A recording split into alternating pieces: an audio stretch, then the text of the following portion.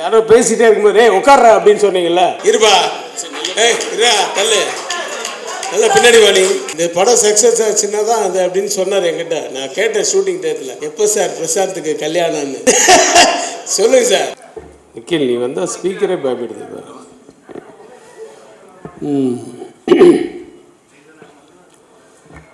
அனைவருக்கும் வணக்கம். மீடியா ஒரு மாதிரி ஷாக்காக இருக்குது, அப்படியே போயிட்டே இருக்குது. இனிமேல் இந்த ஹால்லாம் பத்தாது, விரிஞ்சிக்கிட்டே இருக்குது. ரொம்ப நன்றி. மீடியா இவ்வளோ பெருசாக வந்திருக்குன்னு பார்க்கும்போதே படத்தினுடைய வெற்றி தெரியுது. இந்த காலத்தில் படம் எடுப்பது ரொம்ப கஷ்டம் அப்படின்லாம் சொல்ல. இப்போ படம் எடுக்கிறது ரொம்ப ஈஸி, அதை திரையிடுறது ரொம்ப கஷ்டம். வெளிவந்தால் ஓடுறது அதை விட கஷ்டம். ஒரு நல்லா இருக்கிற படத்துக்கு கூட தியேட்டருக்கு ஜனங்கள் வர்றதில்லை. நல்லா இருக்குன்னு சொல்லுவாங்க, ஆனால் டேய் பார்க்கலையா அந்த படம் நல்லா இருக்குன்னா, அது ஓடிடியில் வந்தால் பார்த்துக்கலாமா, அது என்னது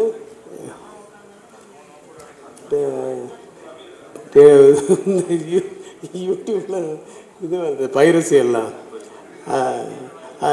தமிழ் ராக்கர்ஸில் பார்த்துக்கலாம். அப்புறம் டெலிகிராமில் டவுன்லோட் பண்ணி பார்த்துக்கலாமா, இப்படி தான் இருக்காங்க ஜனங்க. இல்லை பெரிய ஹீரோஸ் அப்படின்னா அவங்களுடைய ஹீரோஸ் அப்படிங்கிறதுக்காக அதை போய் பார்த்து என்ஜாய் பண்ணுறதுக்கு அதுக்காக போகிறது. அதை மீறி ஒரு படம் ஓடுது அப்படின்னா அதை பெரிய டாப் ஸ்டார் இன்றைக்கி பெரிய மார்க்கெட்டில் இருக்கிற ஹீரோஸாக இருந்தால் தான் அந்த அளவுக்கு கூட்டம் வரும். அதுக்கப்புறமா கொஞ்சம் எக்ஸ்டெண்ட் ஆகும். அதை மீறி போகுதுன்னா ரொம்ப பர்சன்டேஜ் ரொம்ப கம்மி. அப்படி இந்த படம் அது மீறி ரிவ்யூஸ் மட்டும் இல்லை, பத்திரிகையாளர்களுக்கு ரொம்ப நன்றி. யாருமே தப்பாகவே சொல்லலை இந்த படத்தை பற்றி. எல்லா ரிவ்யூஸும் பார்த்தேன், ஆல்மோஸ்ட் எல்லாம் நல்லா சொல்லியிருந்தாங்க. அதை மீறி இந்த படம் நல்லா வெற்றி சொல்லப்படுது. இப்போ சிம்ரன் அவங்க ஹஸ்பண்டை நேற்று நைட்டு தான் பிவிஆரில் படம் பார்த்தாங்கன்னு சொன்னாங்க. டிக்கெட்டு முதல்ல ஒரு 60% தான் இருந்துச்சு. சரி பார்த்துட்டு நிதானமாக போகலான்னு நான் 10 மணிக்கு தான் ஷோன்னு சொல்லிட்டு 9:50 போகிற ஃபுல்லாகிடுச்சு. 2 சீட்டு தான் வேக்கன்சி இருந்தது. அது என்னன்னு பார்த்தா அது அந்த மாற்றுத்திறனாளிகள் சீட்டாக அதுதான் வேக்கேட்டாக இருந்ததுன்னு. ஸோ ஒரு தேர்ஸ்டே நைட் ஷோ 8:30 ஷோவா பிவிஆர். ஸோ அதெல்லாம் தட் இஸ் மிகப்பெரிய வெற்றி படம் தான் அது. அதனால் சக்ஸஸ் மீட்டு கொண்டாடுறது நியாயமான வெற்றி. என்ன நிறைய பேர் தட் இஸ் வெரி இம்பார்ட்டண்ட். நான் கூட இட்லிஸ்ட்டுக்கு சக்ஸஸ் மீட் கொண்டாடலான்னு நினச்சேன். நான் அது பொய்ன்னு தெரிஞ்சிடும்.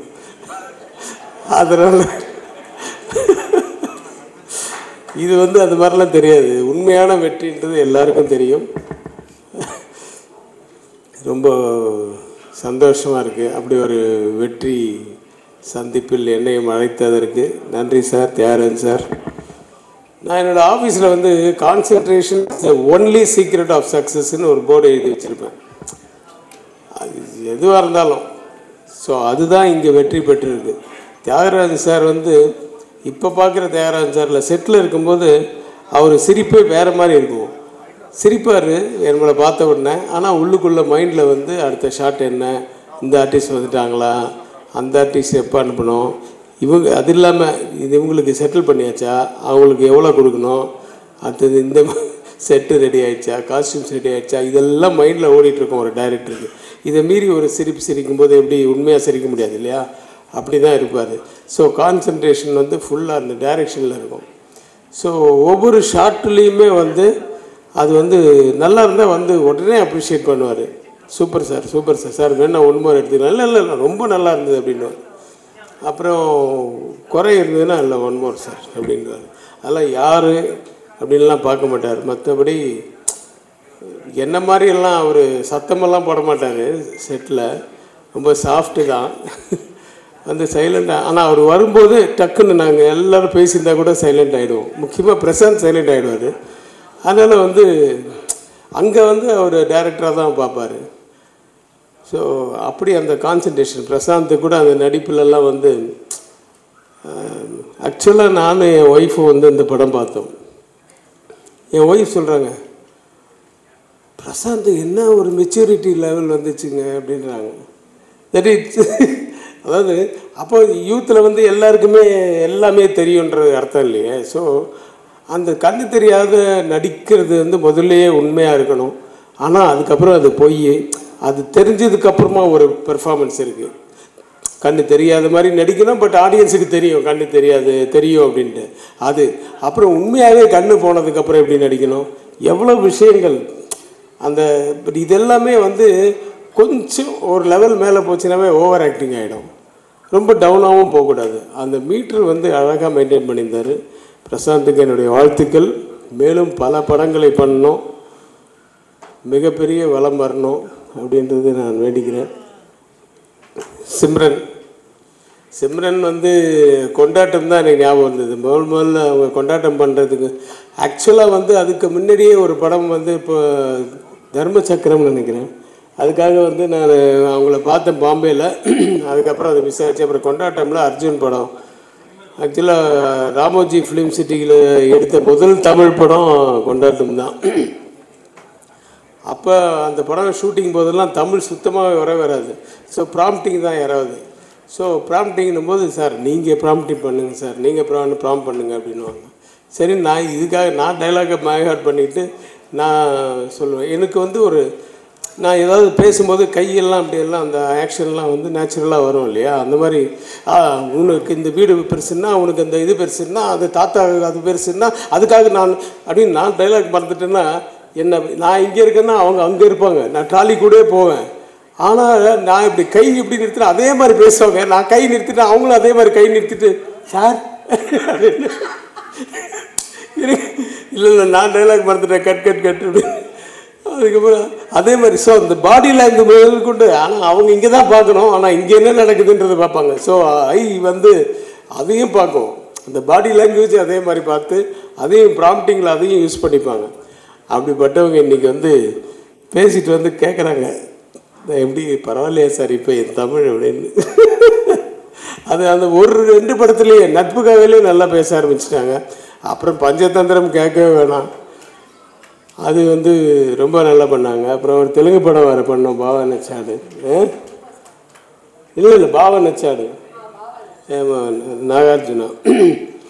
ஸோ தெலுங்கு தமிழெல்லாம் இப்போ பின்னுறாங்க. 29 வருஷம்தான் ஆச்சா நீங்கள் வந்து, இன்னும் மலர் நீங்கள் இன்னும் 30 வருஷம் வேண்டிகிட்டு இருக்கீங்க.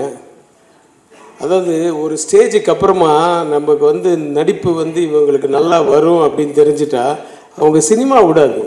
நீங்கள் சினிமா விட்டு போகணுன்னு நினச்சா கூட சினிமா விடாது. நாகேஷ் சாரெல்லாம் கடைசி வரைக்கும் நடிச்சுட்டு தான் இருந்தார். தசாவதாரம் தான் அவருடைய கடைசி படம். அப்போ நடக்கிறதுக்கே பயப்படுவார், ஏன்னா அப்போ அவருக்கு கண் பார்வை கொஞ்சம் குறைஞ்சிருச்சு.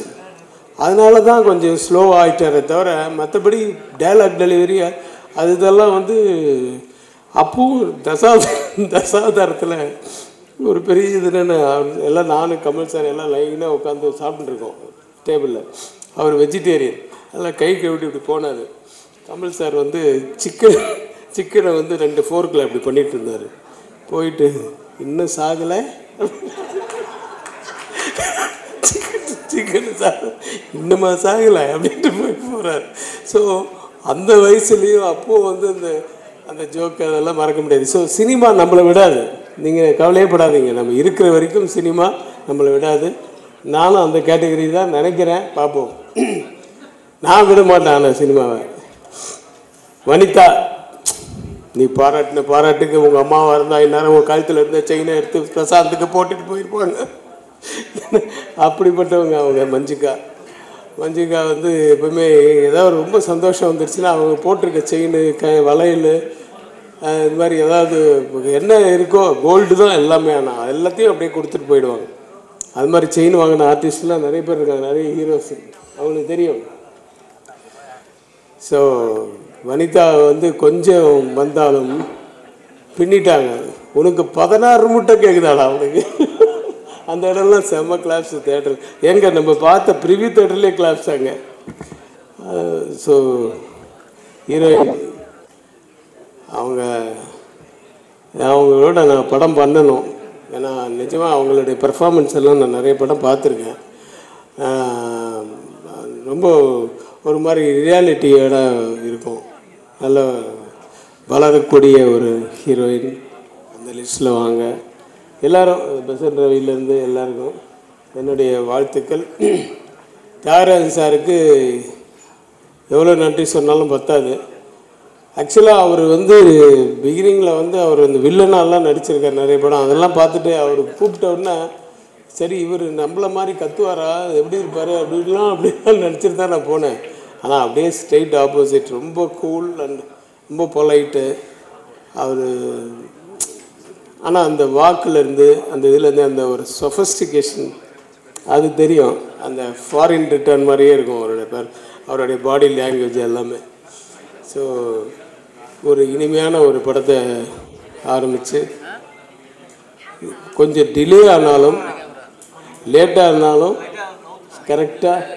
கரெக்டான ஒரு இடத்துல வர வேண்டிய நேரத்தில் அது வெற்றி பெற்றதுக்கு நான் எல்லாமல்ல இறைவனுக்கு நன்றி சொல்லி, என்னையும் அழைத்ததற்கு மிக்க நன்றி சொல்லி, வாய்ப்புக்கு நன்றி கூறி விடைபெறுகிறேன். நன்றி, வணக்கம். கவுண்டர் கொடுக்கணும் சார். யாரோ பேசிகிட்டே இருக்கும்போது உட்கார்ற அப்படின்னு சொன்னீங்கல்ல, இவன் பேசும்போது தானே. அப்புறம் தான் நானே பயந்துட்டேன். நானே யாரா அது இப்படி உட்கார்றான்னு சொல்கிற அளவுக்கு மோசமாக பேசுகிறாங்க. அப்புறம் பார்த்தா ஃபோட்டோகிராஃபரை சொல்லியிருக்கான். போட்டுங்க. உங்கள் பத்திரிகை சார்பாக இன்னொரு கேள்வி இருப்பா. இரா தள்ளு, நல்லா பின்னாடி Vani, you are behind the screen. Sir இந்த படம் சக்ஸஸ் ஆச்சுன்னா தான் அது அப்படின்னு சொன்னார் என்கிட்ட. நான் கேட்டேன் ஷூட்டிங் டேட்டில், எப்போ சார் பிரசாந்துக்கு கல்யாணம்னு. சொல்லுங்க சார், படம் சக்ஸஸ் ஆயிடுச்சு இல்லை?